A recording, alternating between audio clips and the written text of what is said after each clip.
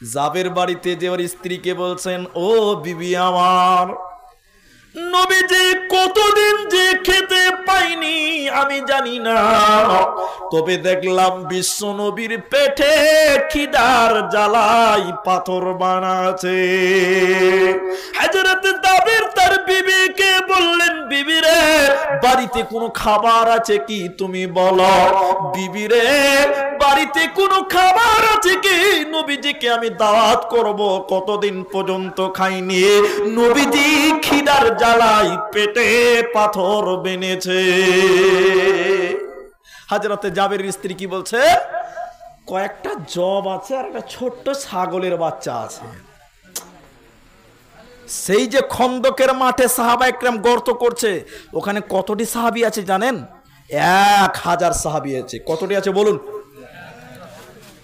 হযরতে জাবের ছাগল জবাই করে মাংস রেডি করলেন, রান্না করেনি, আর ওই আপনার জবটি বের করে দিয়ে বললেন, ঠিক আছে আমি নবীকে দাওয়াত দিব। এইদিকে দেখেন, এই কথাটা ভালো করে শুনেন।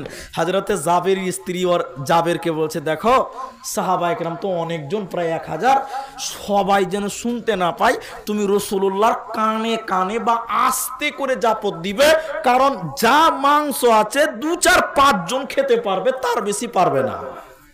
হযরতে জাবের বলছে, ঠিক আছে আমি রাসূলকে গোপনে গোপনে দাওয়াত দিব। বরকত জিনিসটা আপনাকে দেখাতে চাইছি, দেখেন।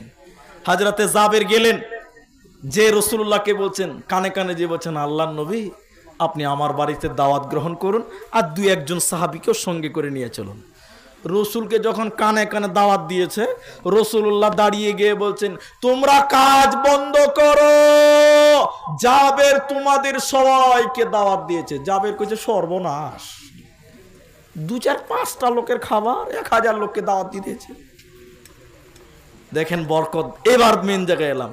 জাবের চিন্তাই করতে করতে বাড়ি, আর স্ত্রীকে যে ঘটনা বলছে, আর স্ত্রীকে যে তোমাকে যে বললাম আস্তে আস্তে বলতে, জাবের বলছে আমি তো আস্তেই বলেছিলাম, রাসূলুল্লাহ দাওয়াত দিয়েছে তো কি করব। সুবহানাল্লাহ, আগেই বলুন, বলুন সুবহানাল্লাহ। হযরতে জাবের স্ত্রী বলছেন, নবী দাওয়াত দিয়েছে, মেহমান নবীর আল্লাহ ইজ্জত রক্ষা করবে। সুবহানাল্লাহ। আল্লাহর নবী এলেন 1000 সাহাবীকে নিয়ে। কজন বললাম? সবাইকে গেটে দাঁড় করে দিলেন, বাড়িতে ঢুকিয়ে না। জাবেরকে বললেন, এ জাবের, মাংসর হাড়ি চাপাও আর রুটি রেডি করতে বানাতে বলো, আর 10 জন করে সাহাবীকে ভিতরে ঢুকতে বলো, আমি নবী নিজের হাতে মাংস তুলে দিব আর রুটি বেড়ে দিব, আগিয়ে দিব। সুবহানাল্লাহ বলুন। আল্লাহর নবী গেলেন, মাংস হাড়িতে চাপা আছে, মাত্র 5-6টা লোকের মতো মাংস। 1000 সাহাবী দাঁড়িয়ে আছে, 10 জন করে বাড়ির ভিতরে ঢুকছে। নবীজি মাংসর পাতিলটা হাড়ি থেকে নামালেন না, রুটি তন্দুরি বানানো আছে সেখান থেকে একবারে নামিয়ে নিচ্ছেন না। আল্লাহর নবী নিজের হাতে একটু ঢাকনা খুলে দিয়ে মাংস বেড়ে দিচ্ছে আর রুটি দিলে দিচ্ছে, যাও সাহাবীদেরকে খিলাও। 10 জন করে খেতে খেতে আল্লাহর নবী তুলে দিতে দিতে 1000 সাহাবী পেট ভরে খেয়ে নিল। বিশ্ব নবী খেলে হযরতে জাবের বলছে, এরপরে যখন সবার খাওয়া হয়ে গেল, ঢাকনাটা খুলে দেখলাম যতখানি মাংস আমরা রেডি করেছিলাম তখনও ততখানি মাংস হাড়িতে আছে। বলুন বরকতের মালিক কে? আরেকবার বলবেন না, বরকতের মালিক কে? বলছেন 5-6 জনের মাংস 1000 সাহাবী খেয়েছিল, এরপর যতখানি মাংস ততখানি হাড়িতে ছিল। আরেকবার বলুন সুবহানাল্লাহ। মুসলমান ভাই, বরকত কোথা থেকে আসবে? বরকত কি করে আসবে, কোথা থেকে আসবে আপনি কল্পনা করতে পারবেন না। এই জন্য মানুষকে খিলাবেন, গরিবকে খিলাবেন, অভাবীকে খিলালে আল্লাহ রুজিতে কামায়ে বরকত দেবে ইনশাআল্লাহ। আর বেশি বেশি করে দান করতে হবে, সাদকা করবেন, আল্লাহ বেশি বেশি করে দান করবেন, সাদকা করবেন, আল্লাহ আপনার কামায়ে বরকত দিবে, রুজিতে বরকত দিবে। আল্লাহ বলছে ওয়ায়ুরবিউস সাদাকা, সাদকাকে আল্লাহ বৃদ্ধি করে দেয়। অনেক তার প্রমাণ করে, একাধিক হাদিস বলতে গেলে এর উপরে ঘন্টা খানিক লেগে যাবে, তারপর আমাকে আগিয়ে নিয়ে যেতে হবে।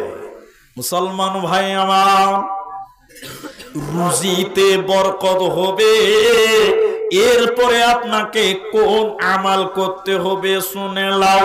যাদের সামর্থ্য আছে তারা যেন বেশি বেশি করে উমরা করে এবং হজ করে।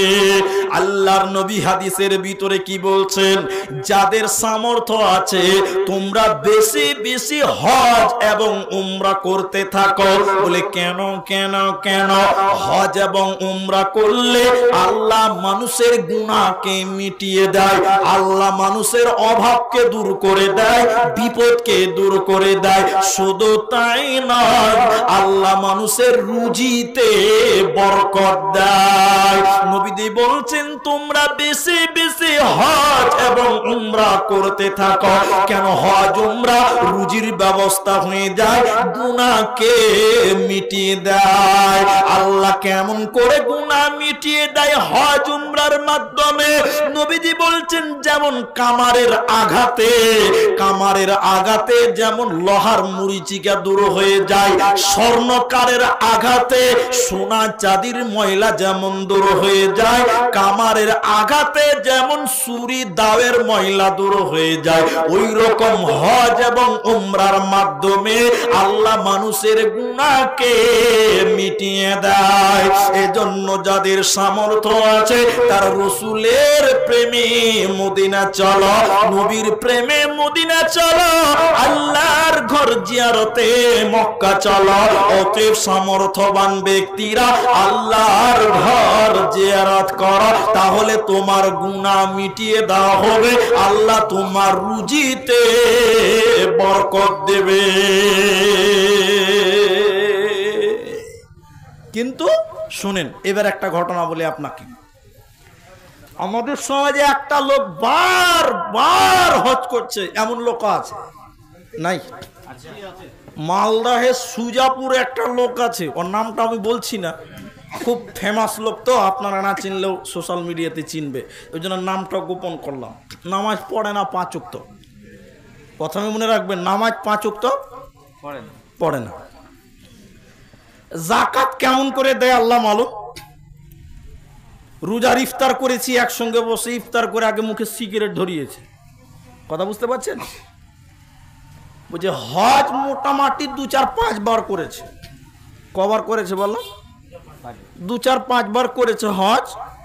পয়সা যে আল্লাহ কত দিয়েছে আল্লাহ আলাম, আল্লাহ মাহবুদ জানে। তো নামাজ 5 ওয়াক্ত করে না। কিন্তু বলুন, মানুষের জীবনে হজ ফরজ কবার? বলুন না বাবা। একবার। হজ ফরজ, টাকা হয়েছে, হজ না করলে আপনি গুনাহগার।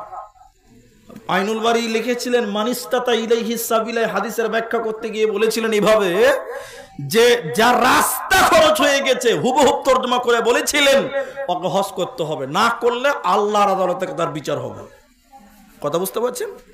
তো আপনার হজ ফরজ জীবনে কবার বললাম? একবার। এরপর আর ফরজ না, ইচ্ছা করলে করেন, না না করেন, করলে নাকি পাবেন। কিন্তু বলুন, আমাদের সমাজে অনেক গরিব আছে, অভাবী আছে, এতিম আছে, মিসকিন আছে। যখন ফরজ হজ আদায় হয়ে গেছে, তারপরে হজ করার চাইতে তাদের দেখাশোনা করা, তাদের দায়িত্ব নিয়ে এতিম মিসকিনদের অভাব দূর করে দেওয়াটা বেশি জরুরি ছিল কি ছিল না বলুন?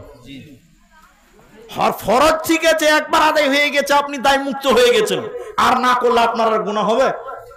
কিন্তু আপনি টাকার পাহাড় তৈরি করে রেখে দিয়েছেন, কত ইতিম, কত বিধবা, কত গরিব রাস্তায় কাঁদছে, আপনার দুয়ারে দুয়ারে ঘুরছে, আপনি ভিক্ষা দেওয়ার টাইম পান না। আপনার উপরে আর হজ ফরজ নয়। উমরা আপনি একাধিকবার করেন, ওটা আলাদা ব্যাপার।